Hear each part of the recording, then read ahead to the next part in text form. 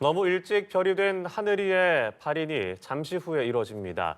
하늘이가 숨진 학교에 마련된 합동분향소에는 추모객의 발길이 계속되고 있는데요. 비극이 반복되지 않도록 사회적 시스템과 법을 보완해야 한다는 목소리가 커지고 있습니다. 관련 내용 임주혜 변호사와 자세히 짚어보겠습니다. 어서 오세요. 네, 안녕하십니까? 안녕하세요. 네, 너무나 충격적인 사건이었습니다. 오늘 오전 김하늘 양의 발인이 진행이 되는데요. 경찰은 교사의 주거지와 차량 등을 압수수색했는데 어떤 부분을 좀 중점적으로 다룰까요? 네, 정말 안타까운 일이 발생을 했습니다. 결국 재발 방지 대책뿐만 아니라 이 사건의 원인 조사에 총력을 기울여야 하는 그런 상황입니다. 예. 경찰이 이 피의자, 이 가해자의 전담팀에 대해 구성을 하고 전방위적으로 수사를 진행하고 있습니다. 이제 압수수색 등을 통해서 결국 밝히려고 하는 부분은 사전에 어느 정도 범행이 이제 계획이 되고 준비를 한 것인지 이런 부분을 밝히는 데 좀 주력을 할 것으로 보입니다. 흉기 준비나 그 구입 과정이라던가 이전에 어떤 동기를 먹은 바가 있었는지 이런 부분들을 주거지나 자택 그리고 이제 차량 등의 압수수색을 통해서 밝힐 것으로 보이고요.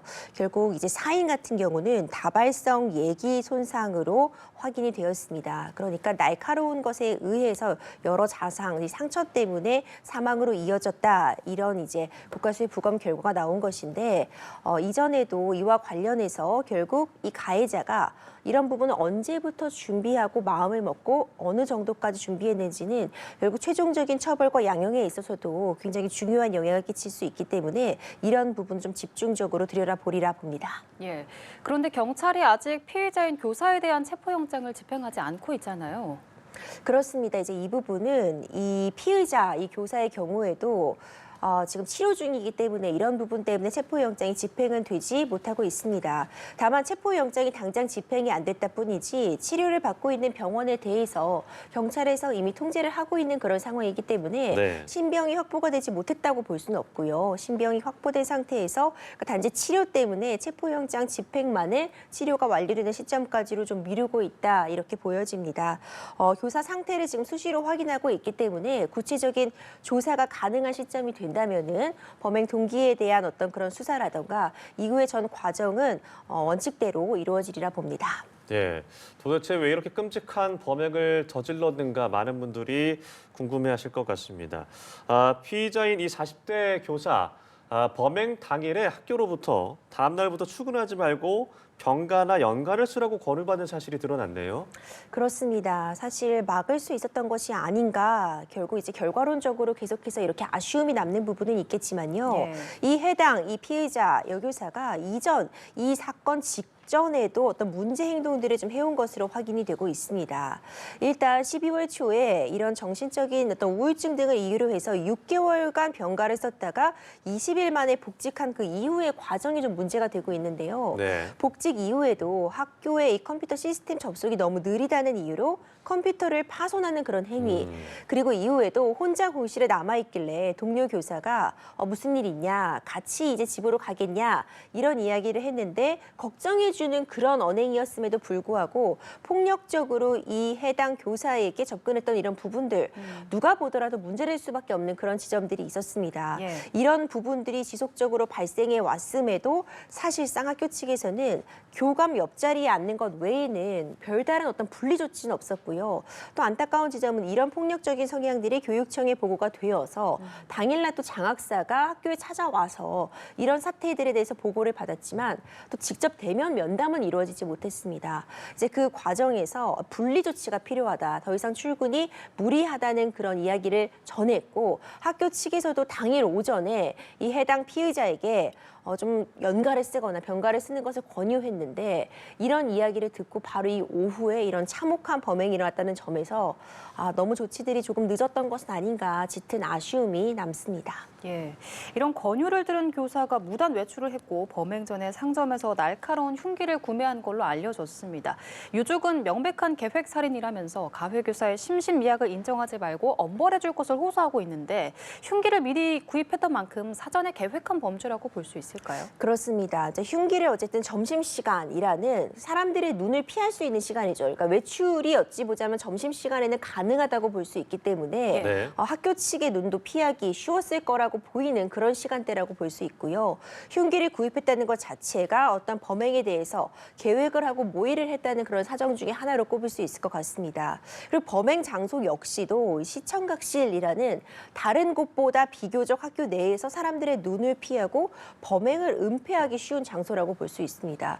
그렇기 때문에 안타깝게도 피해자가 발견되는 데 시간이 좀 소요됐다는 점도 이 시청각실을 범행 장소로 삼았기 때문이라고 볼 수 있는데요. 이런 점들을 보자면 사실 충분히 계획했다 이런 정황들로 해석이 될 수 있을 것 같습니다. 물론 사실 아직까지는 추측에 불과하지만 나중에 처벌 과정에서 심신미약을 주장할 가능성이 있어 보입니다. 네. 우울증으로 이제 병가를 냈던 상황들 그 전후 과정에서 이제 지난해부터 지속적으로 어떤 정신적인 어려운 부분을 좀 호소했던 그런 측면들이 전해지고 있는데 정신과적인 진료 기록이 있었다고 해서 바로 심신미약이 인정되는 것은 아닙니다. 결국 심신미약은 범행 당시에 이 범행의 상태, 내가 지금 제대로 판단을 할 수 있고 이 사건이 어떤 결과를 초래하는지 인지할 수 있는 상태였느냐 이 점을 기준으로 하는데 흉기를 구입한 사정이라던가 어쨌든 휴직과 복직을 하면서 본인의 의사에 따라서 이런 부분들을 진행해온 과정들을 보자면 우울증을 겪고 있다는 것만으로 심신미약이 인정될 수는 없다고 봅니다. 예. 이 가운데 또 하나 의문이 드는 것이 이 휴직 당시에 6개월 정도 안정이 필요하다는 진단서가 이 20일 만에 같은 병원에서 근무 가능으로 바뀐 것이 확인이 됐는데 여기에 대해서도 경찰이 들여다봐야겠죠. 그렇습니다. 이 부분도 어느 정도 수사가 진행될 것이라고 보는데 일단 어떤 이 진단서라는 부분은 의학적인 부분에 대한 판단이기 때문에 지금 일상생활을 가능할 정도로 이제 호전이 되었다는 그 당시에 진단이 있었다면 이 진단 자체를 뭐 수사기관이나 아니면 타 기관에서 문제 삼기 어려울 수 있습니다. 다만 여전히 좀 안타깝다고 지적할 수밖에 없는 부분은 그러니까 애초에는 6개월 정도 가량의 휴직이 필요하다는 그런 진단을 받았는데 이것이 일상생활이 가능하다고 바뀐 게 불과 20일 남짓입니다. 예. 그러니까 아무리 치료가 잘 이루어지고 그리고 정상적으로 생활할 수 있을 정도로 어떤 정신적인 부분의 안정을 좀 얻었다고 해도 20일은 너무 짧은 시간입니다. 예. 특히 이제 교사라는 신분을 고려할 때 아이들을 접촉해야 되는 그런 측면들 이런 부분이 있었다면은 조금 더 면밀하게 들여다봐야 됐던 거 아니냐 이런 진한 아쉬움은 남고요. 결국 구도적인 문제를 지적할 수밖에 없습니다. 단순히 이런 일상생활이 가능하다는 진단서가 아이들을 돌보는 이 학교에 돌아와서 아이들과 대면해도 되는지를 담보할 수 있는가 이 부분은 좀 더 심층적으로 면접을 진행한다거나 하는 부분이 있었어야 되는 건 아니냐 아쉬움이 남을 수밖에 없는 상황입니다. 예, 경찰은 신상 공개 여부를 검토 중이라고 밝혔는데요. 신상 정보 공개 기준은 무엇이고 또 이번 사건의 가해자가 이 공개 기준에 부합하는지도 궁금해요.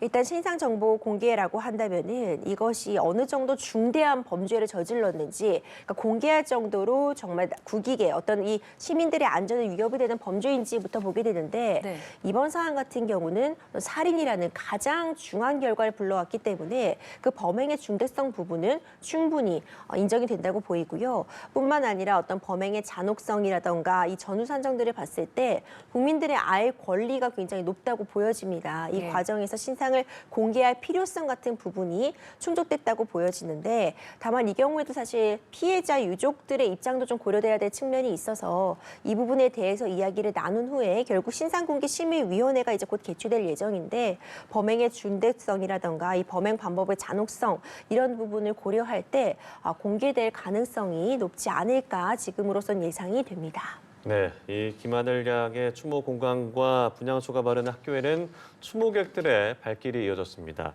정치권 연예계 여러 인물이 다녀갔습니다. 근데 이제 한쪽에서는 유가족에게 악의적인 이 악플을 다는 일들이 있었는데 어떤 내용입니까? 그렇습니다. 사실 대전교육청에서도 이와 관련해서 이 악성 댓글을 좀 자제해달라는 호소를 하기도 했습니다. 네. 유가족을 향한 어떤 비방 댓글 같은 부분이라던가 이 유족들에 대해서 좀 일종의 악플 같은 것이 좀 달리고 있는 것 같은데 예. 이제 이런 부분들은 사실 2차 가해에 해당할 수 있어서 주의할 필요가 있겠다 이런 말씀을 남기고 싶고요. 사실 이런 사안 같은 경우에는 지금 피해자 유족들의 아픔이 가장 큰 상황입니다. 예. 뿐만 아니라 보니까 지금 해당 학교에 다니고 있는 학생들의 정신적인 충격도 굉장히 상당할 것이라고 여겨집니다. 앞서 우리가 신상 공개 부분도 잠시 얘기를 했었지만 신상 공개를 결정함에 있어서 또 가장 좀 걱정되는 부분은 공개됐을 때 해당 학교에 다니고 있는 이 아이들의 충격, 이제 아이들에 대한 피해 부분은 사실 신상공개심의위원회에서도 좀 고려를 할 것이라고 보이고요. 그리고 이제 이런 피해자 유족들에 대한 도를 지나친 그런 관심이나 악플 같은 경우도 지금 그 학교에 다니고 있는 다른 학생들 그리고 이제 유족들에게 2차적인 피해를 가할 수 있거든요. 이런 부분은 정말 주의해야겠다 이런 생각이 듭니다. 예, 이번 사건을 계기로 유족들은 제2의 하늘이가 나와서는 안 된다며 이른바 하늘이법을 만들어달라고 호소했습니다.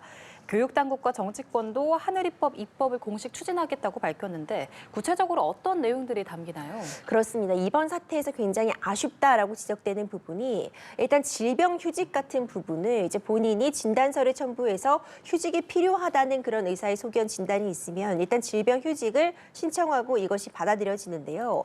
복직할 때 별다른 제재가 없었다는 점이 문제점으로 꼽히고 있습니다. 네. 그러니까 지금 한 번, 두 번 정도에 있어서 그 우울증으로서 이제 질병 휴직을 했다가 이제 더 이상 이제 일상생활이 불가능하지 않다는 판단만 있었다면은 바로 그냥 신청에 따라 복직이 돼버리는 이 점이 지금 이 사건을 촉발시킨 것이 아니냐 문제점으로 꼽히고 있기 때문에 지금 가칭 일명 하늘이법에 따르면은 최소한 이런 우울증이라던가 어떤 신체상의 질병을 이유로 해서 휴직을 했다가 복직을 할 때 실질적으로 이 복직을 할 수 있는 그런 상태에 이르렀는지를 검증하는 절차를 거치겠다 이런 부분이 하나 있다고 볼 수 있고요. 그리고 이렇게 질병상으로 어떤 정신적인 어려움 때문에 정상적으로 직무를 수행하기 곤란하다고 판단되어질 때 직권으로 휴직을 하게 하거나 직권으로 면직을 할 수 있도록 하겠다 이런 내용을 담고 있습니다. 결국 구체적으로 이걸 어떻게 판단할 것이고 어느 정도의 누가 판단을 할 수 있을지 이런 부분들은 다듬어질 필요가 있겠죠. 하지만 이제 큰 맥락으로 보자면은 어떤 질병으로 인해서 제대로 지금 교직을 수행하기 어렵다고 판단이 된다면은 학교 측에서 이 교육청 측에서 이 해당 교사를 완전히 분리시키고 학교에 나오지 못하게 할 수 있는 그런 방안을 마련하겠다 이런 점들을 좀 골자로 하고 있다고 볼 수 있습니다. 그런데 한쪽에서는 이 하늘이법으로 정신질환에 대한 낙인 효과가 커지는 게 아니냐는 우려도 나오거든요. 이 정신질환 교원이 위축을 받으면서 오히려 좀 치료를 못 받을 수 있다 이런 우려인데 어떻게 생각하시는지요? 사실 이 부분도 충분히 고려해야 된다고 저도 생각을 하고 있습니다. 네. 앞서 말씀드린 것처럼 이제 하늘이법 이 가칭법의 이 취지를 보자면은 그러니까 문제가 될 때 정신적으로 신체적으로 문제가 있을 때 해당 교원에 대해서 이걸 휴직을 강제하겠다 내지는 직권 면직할 수 있도록 하겠다는 내용을 담고 있는데 과연 제대로 교직 생활을 수행할 수 없을 정도의 정신적인 신체적인 어려움을 어떻게 판단할 것이냐는 여전히 참 어려운 지점으로 남아 있습니다. 예. 단순히 일방적으로 뭐 우울증이라든가 정신적인 어려움을 겪고 있는 모든 교직원을 이렇게 휴직하거나 면직해야 된다는 대상으로 삼겠다는 부분은 아니라고 지금 밝히고 있지만 구체적으로 그 판단 기준이 애매할 수밖에 없어 보입니다. 그렇다면은 앞서 말씀 주신 것처럼 오히려 적극적으로 이런 정신과적인 질환에 대해서 치료를 받기를 꺼려하는 그런 교직원들이 더 늘어나는 것은 아니냐 이런 부분도 문제가 될 수 있을 것 같고 충분히 극복할 수 있는 상태임에도 불구하고 강제적으로 어떤 직업을 수행할 수 없도록 하는 그런 부분들은 기본권의 과도한 침해가 아니냐 이런 지적이 뒤따를 수밖에 없는데요. 사실 이전에도 이미 기존의 법으로도 어떻게 보자면 어떤 질병에 대해서 복직을 할 때 이 복직 상황에서 심의를 통해서 복직 여부를 판단할 수 있다는 규정도 있었고 경우에 따라서는 이제 직권 면직까지 가능하다라는 그런 규정들이 없었던 것은 아닙니다. 예. 그런데 실질적으로 운영이 되지 못한 게 뭐 1회적 아니면 2회적 정도로 어떤 이런 휴직과 복직을 반복했을 때 모두 이런 심의위원회를 연다거나 직권 면직할 수는 없었다는 그런 실질적인 어려움이 있었거든요. 그렇다면 결국 이런 법 마련도 중요하지만 어떻게 효율적으로 그리고 다른 사람들에게 피해를 최소화하는 방식으로 운영할지를 좀 고민할 시점이 아닌가 생각이 됩니다. 네, 말씀하신 대로 하늘이법 입법을 추진하는 것과 더불어서 더 나아져야 될 어떤 제도라던가 사회적 분위기 어떤 게 있다고 좀 보세요? 그렇습니다. 지금도 말씀드린 것처럼 교사의 어떤 휴직 이후에 복직을 할 때 한번 심의를 거치는 과정이라던가 지금 제대로 수행할 수 없는 그런 정도에 이르는 정신적인 어려움을 겪고 있다면은 분리할 수 있는 방안이 아예 없었던 것은 아닙니다. 하지만 실효적으로 운영이 되지 못했다는 점을 지적하고 있기 때문에 결국 이번에도 이제 관련된 법안들이 만들어진다고 해도 이것이 제대로 운영되지 못하면은 아무런 기능을 하지 못할 것입니다. 그렇기 때문에 어떤 사회적인 분위기도 이런 정신적인 어려움이나 신체적인 장애가 있는 부분에 적극적으로 치료를 할 수 있다는 점을 일단 홍보하고 교육하는 부분도 필요할 것 같고요. 예. 그리고 어떤 정상적으로 지금 일을 할 수 있는지, 교직을 수행할 수 있는지를 판단하는 세부적인 지침 마련이 필요해 보입니다. 이거를 일선에 뭐 교장 선생님이 알아서 판단하라고 맡긴다거나 심의위원회를 통해 해결하라 이렇게 맡겨진다면 사실 소극적으로 판단할 수밖에 없습니다. 구체적으로 여러 가지 심층적인 질문이 가능하도록 전문가들을 통해서 문항들을 만들고 그 문항을 통한 어떤 체계적인 검사 이런 자료들을 통해서 누구나 납득할 수 있는 그런 판단 기준을 만드는 게 가장 중요할 것 같은데 이건 단기간에 이루어지긴 어렵다고 봅니다. 예. 여러 전문가들의 의견을 청취하고 만들 때 가장 세세하고 그리고 정확하게 만들 수 있도록 많은 관계 기관들의 협조가 절실한 상황이다 이렇게 보이고 학교는 가장 안전해야 하는 공간입니다. 네, 맞습니다. 아이들의 웃음소리만 들릴 수 있는 그런 공간으로 거듭날 수 있도록 어른들 모두 그리고 이 담당자들 모두 절치부심해서 대안 마련 고심해야 할 것 같습니다. 예, 비극적인 일이 되풀이되지 않도록 우리 모두가 좀 관심을 갖고 지켜봐야 할 것 같습니다. 지금까지 임주혜 변호사와 함께 이야기 나눠봤습니다. 오늘 말씀 고맙습니다. 고맙습니다.